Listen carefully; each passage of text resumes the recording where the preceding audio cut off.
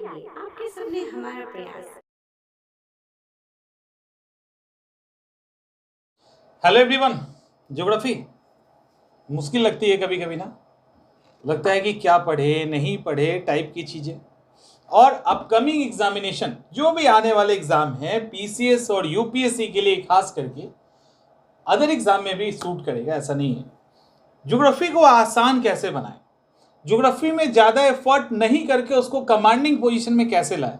Geography इतना छोटा subject भी नहीं है, वो हिस्ट्री को मात देता है और इवन कई बार आगे भी निकल जाता है अगर उसके वाइड एस्पेक्ट को देखें तो। लेकिन ज्योग्राफी उतना ही आसान बनाया जा सकता है यदि उसको स्मार्टली पढ़े तो ज्योग्राफी पढ़ने का प्रीलिम्स के एग्जाम के लिए, याद रखिएगा मेंस की बात नहीं कर रहे, अपकमिंग पीटी एग्जाम के लिए ज्योग्राफी को आप कैसे पढ़ें। यहां पे आपको आपके लिए इमेजेस आता रहेगा, आप उसको देखिएगा। देखिए ज्योग्राफी पढ़ने के पहले, जैसे अभी कैसे हिस्ट्री में आपको मैंने बताया, हिस्ट्री पढ़ने के पहले आप उसको ग्रुप्स में बांटिए और ग्रुप में बांट के पढ़ेंगे ना तो चीजें क्लियर भी होगी। एक बार में बहुत कुछ समझ में आ जाएगा, दूसरी बार में तो समाप्त ही हो जाएगा। ज्योग्राफी के साथ भी कुछ ऐसा है। ज्योग्राफी में आपको कुछ फैक्ट्स याद करने होंगे जिसको 2 3 4 बार आपको पढ़ना पड़ेगा, ऑप्शन है नहीं। अदरवाइज ज्योग्राफी आपके कमांड में आ जाएगा। जो डर कहां से पढ़े कैसे पढ़े ये सब खत्म, एकदम से गायब और हो ही जाएगा, लेकिन आपको उसको फॉलो करना पड़ेगा। स्टार्ट करते हैं स्मार्टली कैसे आप शेड्यूल तैयार करेंगे ज्योग्राफी के लिए। उसके पहले जब आप ज्योग्राफी पढ़ने के लिए बैठे ना तो आप सोचिएगा कि ज्योग्राफी बंडल्स ऑफ फैक्ट्स है, अलग अलग फील्ड का। कैसे आप माउंटेन अलग याद करते हैं ना, प्लेटो अलग याद करते हैं आप, इसके अलावा क्या माउंटेन पिक्स याद करते हैं, वोल्केनो माउंटेन्स याद करते हैं, आप बे याद करते हैं, रिवर याद करते हैं, कैनाल याद करते हैं, वाटरफॉल याद करते हैं। इसके लिए समझने और समझाने की जरूरत है क्या? मामला तो यही फंस जाता है। सबसे पहला जो मामला फंसता है ना, इसको भी ना कॉन्सेप्ट और फैक्ट के बीच में लेके चले जाते हैं। इतना कॉन्सेप्ट नहीं है। इसको आप क्या कीजिए ना, ज्योग्राफी स्टार्ट करने के पहले ही उसको तोड़ दीजिए और पहले उसको पढ़ लीजिए। ये सोचे हुए कि हम ज्योग्राफी नहीं पढ़ रहे हैं, हम अलग अलग फैक्ट्स पढ़ रहे हैं, उसके बाद ज्योग्राफी पढ़ना स्टार्ट कीजिएगा। तो ज्योग्राफी पढ़ने के पहले कुछ काम कर लीजिए, इसमें कोई दिक्कत नहीं है। उसका ज्योग्राफी से कोई लेना देना नहीं है, आप ये मान लो और शुरू करो। कैसे कीजिएगा? और इसमें इंडिया और वर्ल्ड दोनों इंक्लूड है, ध्यान रखना, इंडिया और वर्ल्ड दोनों इंक्लूड है। दोनों को उठाइएगा तो एक साथ कर लीजिएगा। कोशिश कीजिएगा एटलस के थ्रू इसको करने का। अगर आप एटलस के थ्रू इसको करते हैं तो ये ज्यादा इजी हो जाएगा। कमांडिंग पोजीशन आपकी बहुत जल्दी आ जाएगी और बहुत जल्दी चीजें विजुलाइज हो जाएगी। आप चीजों को बहुत ही क्लियरली देखने लगेंगे। सवाल है वो चैप्टर्स क्या है, नोट भी कर सकते हो आप। माउंटेन, पर्वत डालिए, पहले आप लिख लो, उसके बाद हम बात करते हैं। पर्वतों की चोटी, माउंटेन पिक्स। पठार, प्लेटू। पास यानी दर्रा, अलग अलग पासेस होता है ना, वो पास। मरुस्थल, घास के मैदान। इसके अलावा जलप्रपात, वाटरफॉल। प्रमुख नदियां भारत की भी, वो हिमालय की हो, प्रायद्वीप की हो, या अमेरिका, यूरोप, श्रीलंका, इन सब की फेमस नदियां। उसके बाद झील, इंडिया एंड वर्ल्ड दोनों। नहर, इंडिया एंड वर्ल्ड दोनों। विश्व के प्रमुख बांध दोनों। जल डमरू मध्य, जल डमरू मध्य को कहते हैं स्ट्रेट, जो वाटर स्ट्रेट होता है। जल संधि, तो जल संधि को आप कर लीजिएगा। सुंडा नाम सुना होगा, लुजेन नाम सुना होगा, मक्कासर। तो इस तरह के इंग्लिश चैनल, इस तरह के स्ट्रेट को आपको करना है। उसके बाद कॉन्टिनेंटल ओशनिक करंट, महासागरीय धारा का नाम सुना है ना, गर्म धारा, ठंडी धारा, उसको आप याद कर लीजिएगा। फिर महासागर के अंदर बहुत सारे गर्त होते हैं जिसको ट्रेंच कहते हैं इंग्लिश में, उस ट्रेंच को करना है। इतना कर सकते हैं पहले, फर्स्ट राउंड में इतना कर सकते हैं। और ये करने में समय लगेगा, 1 2 दिन नहीं लगेगा, इसको करने में लगभग सप्ताह के आसपास, या सप्ताह नहीं लगेगा, 4 5 दिन तो लग जाएंगे आपको। 4 5 दिन में आप इसको पूरी तरह से कवर कर लेंगे। मतलब 4 5 दिनों के बाद कुछ बचेगा नहीं, कुछ नहीं बचेगा। तो माउंटेन, उसकी पीक, फिर प्लेटो, उसके बाद पासेज, मरुस्थल, ऐसे करके आप कहां तक आएंगे, आप महासागरीय गर्त, कॉन्टिनेंटल ट्रेंच, ओशनिक ट्रेंच तक आ जाएंगे। अब इंडिया का भी करना है और वर्ल्ड का भी करना है। अब लगेगा कि फर्स्ट राउंड में क्या, तो जो भी आपको इंपॉर्टेंट लगता है ना, अब कहोगे इंपॉर्टेंट हम कैसे निकालेंगे, एक चीज तो हो सकता है अलग अलग एग्जामिनेशन में आए हुए फैक्ट्स को एक साथ तो कर सकते हो, उसको आप प्रीवियस ईयर पेपर में, मतलब प्रीवियस पेपर से करेंगे और उसको आप एटलस पे देख सकते हैं। भारत के पहाड़ पठार, वर्ल्ड के पहाड़ पठार, दर्रे, जल मध्य टाइप के जो फैक्ट्स हैं उसको वहां देख सकते हो ना, और इसमें कोई दिक्कत नहीं है, तो वो कीजिए, ठीक है। और इसको ना आप मानो ही मत कि आप ज्योग्राफी पढ़ रहे हो, आपको पहाड़ पढ़ना है, कहाँ है भैया पहाड़, तो उसके बारे में पढ़ लेते हैं। अच्छा पासेज, कहाँ पासेज है, किससे कौन सा रोड निकलता है, अब किस पास से कौन सा रोड निकलता है, इसके लिए ज्योग्राफी की क्या जरूरत है तो बताइए। किस महासागर में कौन सा स्ट्रेट है, इसके लिए ज्योग्राफी की जरूरत है। ये कहेंगे कि हम ज्योग्राफी पढ़ रहे हैं, क्यों पढ़ रहे हैं, नहीं पढ़ रहे हैं, क्यों हम हेडेक ले ज्योग्राफी के नाम पे, हमको स्टेट याद करना है, हम याद कर लेंगे कौन सा स्टेट कहां पे है, किस महासागर में, दैट्स इट। हम कोई कॉन्सेप्ट तो समझ नहीं रहे, तो ये कर लेंगे। उसके बाद अलग अलग महासागर में अलग अलग लवणताएं होती है ना, सैलिनिटी होती है, उसको देख सकते हैं। इंपॉर्टेंट फॉल, हाँ इंपॉर्टेंट पोर्ट, प्रमुख बंदरगाह इंडिया का एंड वर्ल्ड का, इंडिया का एंड वर्ल्ड। अब ज्योग्राफी कहां है यहाँ पे, याद कर लीजिए। फेमस ठंडी और गर्म हवा, तो ठंडी और गर्म हवा जो लोकल विंड होता है ना, एक तो नॉर्मल, एक तो परमानेंट विंड होती है, एक सीजनल विंड होती है, एक लोकल विंड होती है। तो लोकल विंड वाला जो हॉट एंड कोल्ड एयर है वो सेक्शन कर लो ना अलग से, कहां दिक्कत है उसमें। इसके बाद देश और उसकी प्रमुख सीमाएं, इंपॉर्टेंट देश, जैसे भारत की बाउंड्री किससे टच करती है, कितना टच करती है टाइप, उसी तरह से अमेरिका की कहाँ है, उसी तरह से आगे जब थोड़ा सा जाएंगे तो लिखा होगा इन इंपॉर्टेंट इंटरनेशनल बॉर्डर्स, जैसे फ्रांस जर्मनी के बीच में कौन सी पर्वत है, इस तरह के सवाल पूछे जाते हैं। भारत के पड़ोसी देश के साथ बॉर्डर का जो डिस्प्यूट है या बॉर्डर से रिलेटेड जो फैक्ट्स है, लाइक झेलम नदी कैसे मुजफ्फराबाद से मंगला तक बॉर्डर बनाती है, तो वो आप देख लेंगे।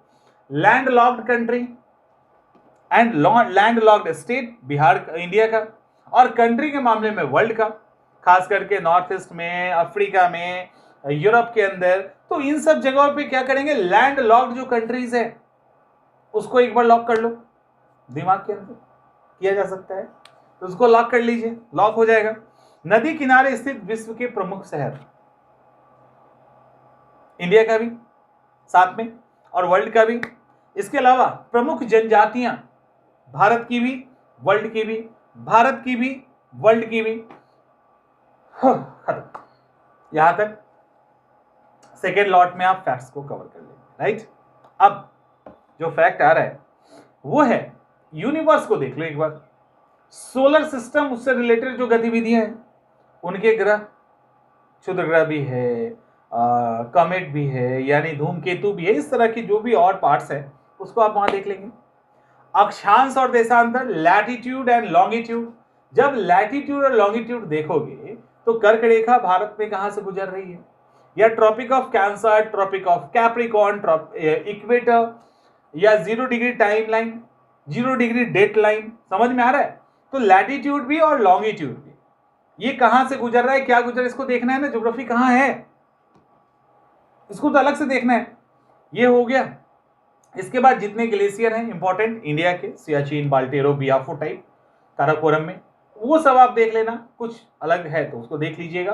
अंटार्कटिका को एक बार देख सकते हैं।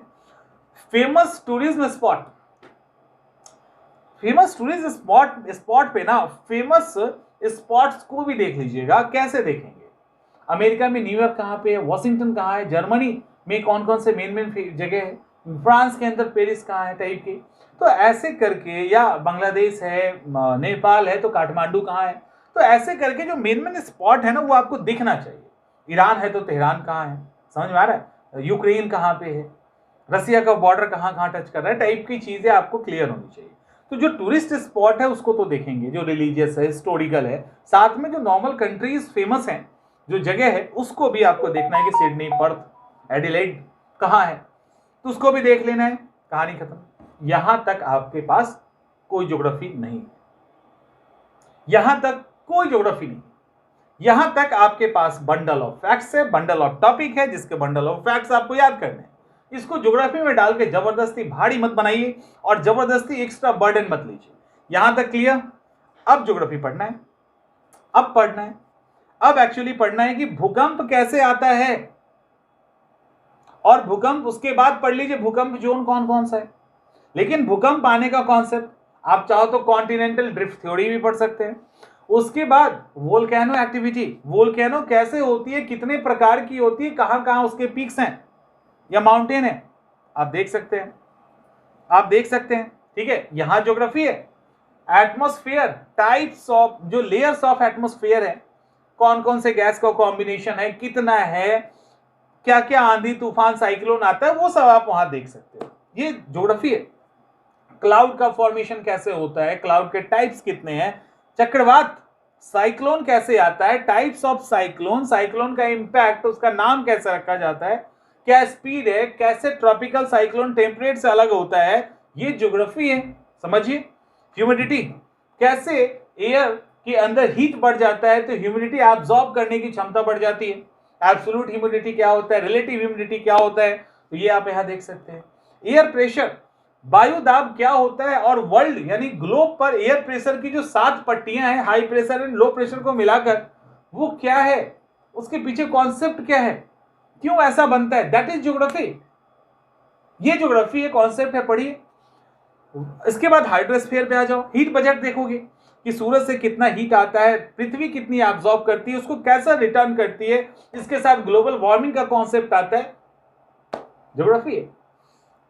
हाइड्रोस्फीयर, जलमंडल, अब वहां पे आपको ओसनिक स्ट्रक्चर देखना है, कहां ओसनिक ट्रेंच है, कॉन्टिनेंटल शेल्फ है, कॉन्टिनेंटल स्लोप है, एबेसल प्लेन है, उसके अलावा रीज है।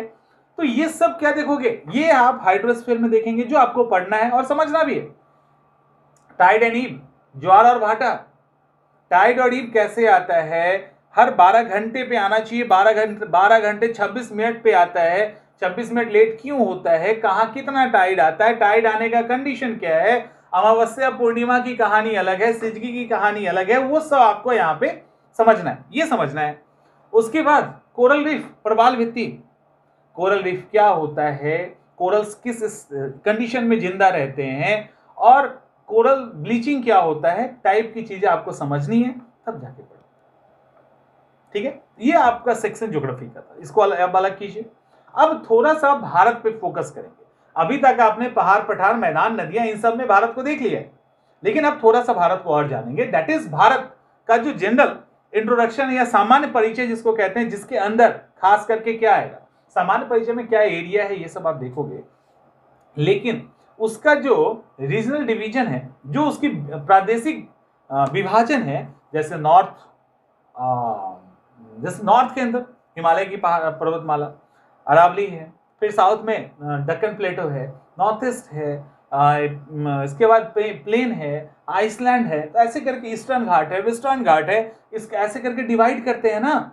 तो ये डिवाइड करके आप एक बार उसका ओवरमैप, उसके अंदर के फैक्ट्स, ये सब कवर करेंगे, ताकि इंडिया से आप रूबरू हो सके। सामान्य परिचय में इसके पड़ोसी देश कौन है, क्या है, ऐसे करके थोड़ा सा इंडिया पे ज्यादा फोकस देना है। सवाल अधिकांश तो वही बनते हैं। इंडिया का कोस्टल लाइन, कोस्टल लाइन से exclusive economic zone, territorial zone, ये सब कितना दूर है, बेस लाइन किसे कहते हैं, है ना, तो ये सब आप वहां पे करेंगे।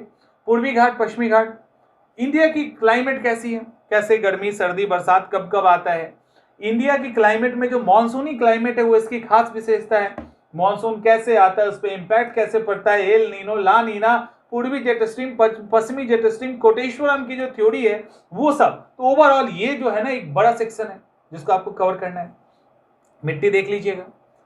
उसके बाद मल्टीपर्पज डैम बनते हैं, बहुउद्देशीय नदी परियोजना, उसको आप देख सकते हो, इतना आप देख सकते हो। ये आपके ज्योग्राफी का सेक्शन है पूरा। यहाँ पे कॉन्सेप्ट चाहिए। एक सेक्शन और बचता है, खास करके जो पीटी के पॉइंट ऑफ व्यू से मैं बात कर रहा हूँ, प्रीलिम्स के पॉइंट ऑफ व्यू से, वहां पे आपसे सवाल पूछे जाते हैं, लेकिन वहां कंफ्यूजन हो जाता है कि ज्योग्राफी का हिस्सा कौन सा है और इकोनॉमिक्स का हिस्सा कौन सा। क्योंकि जब एग्रीकल्चर पढ़ेंगे ना तो टाइप्स ऑफ सॉइल, एग्रीकल्चर का प्रोडक्शन, प्रोडक्टिविटी, वो आप ज्योग्राफी में भी पढ़ेंगे और ये चीज आप इकोनॉमिक्स में भी पढ़ेंगे। तो फिर यहाँ थोड़ा लगता है कि कहाँ पढ़े। तो कुछ सेक्शन है जिसको बेहतर है कि दोनों को कंबाइन करके एक साथ पढ़ लीजिए, उसको ज्योग्राफी से बाहर निकालिए और इकोनॉमिक्स से भी बाहर निकालिए और उसको एक साथ कवर कर लीजिए, एक अलग सेक्शन बना के। तो वो इकोनॉमिक्स में भी जो चोट करता रहेगा ना, हट जाएगा। ज्योग्राफी के अंदर भी जो चोट करता रहेगा ये सेक्शन, वो भी हट जाएगा। कैसे करोगे? एग्रीकल्चर, एनिमल हस्बेंड्री, पशुपालन, जो भी खनिज संसाधन है, मिनरल रिसोर्सेज, जो भी एनर्जी रिसोर्सेज है, ऊर्जा संसाधन, परिवहन, उद्योग और जो मिसलेनियस है, उनको मिलाकर एक बॉक्स बनाइए, एक ग्रुप बनाइए और उसको अलग से पढ़ जाइए।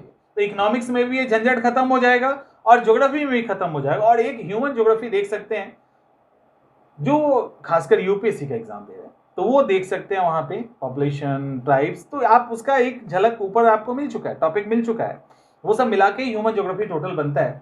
तो इस तरह से आप अपने ज्योग्राफी को स्मार्टली डिजाइन कर सकते हैं। सिलेबस इतना छोटा नहीं है, लेकिन सही तरीके से डिजाइन करेंगे ना तो इतना बड़ा भी नहीं, इसको कवर नहीं किया जा सकता।